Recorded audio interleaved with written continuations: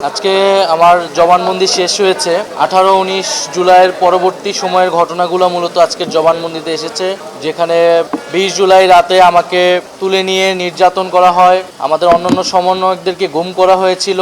পরবর্তীতে আমরা যখন গণস্বাস্থ্যে ভর্তি হই, সেখানে আমাদের সাথে যে ঘটনাগুলো ঘটেছিল এবং ডিবি অফিসে নিয়ে যাওয়া, সেখানে নির্যাতন, আন্দোলন প্রত্যাহারের জন্য চাপ দেওয়া এবং বাইরে যে আন্দোলন, শিক্ষার্থীর আন্দোলন চলমান রেখেছিল। পরবর্তীতে আমরা 1 আগস্ট যে মুক্তি পাই এবং 3রা আগস্ট এক দফার ঘোষণা শহীদ মিনারে আমরা সকলের সাথে সমন্বয় করে এক দফা সিদ্ধান্তে উপনীত হই। যেহেতু এই সরকারের কাছ থেকে, তৎকালীন সরকারের কাছ থেকে কোনো ধরনের ন্যায় বিচারের প্রত্যাশা ছিল না এবং তারাই এই সকল হত্যাযজ্ঞের জন্য দায়ী, ফলে সেই সরকার পতনের ঘোষণা দেওয়াটাও আমাদের জন্য অনিবার্য হয়ে উঠেছিল।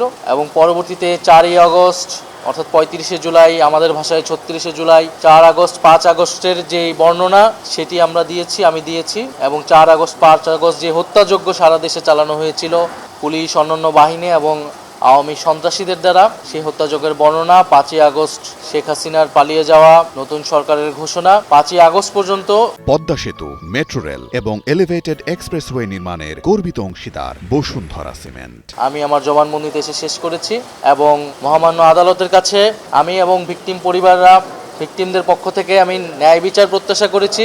শেখ হাসিনা স্বরাষ্ট্রমন্ত্রী, তৎকালীন স্বরাষ্ট্রমন্ত্রী, পুলিশ এবং যে সকল আইন শৃঙ্খলা বাহিনী জড়িত ছিল তাদের প্রধানদেরকে আমি দায়ী করেছি এবং যারা হত্যাকাণ্ডে সরাসরি অংশগ্রহণ করেছে তাদেরকে দায়ী করেছি। তাদের বিচার এবং কঠোর শাস্তি আমি আদালতের কাছ থেকে প্রত্যাশা করেছি।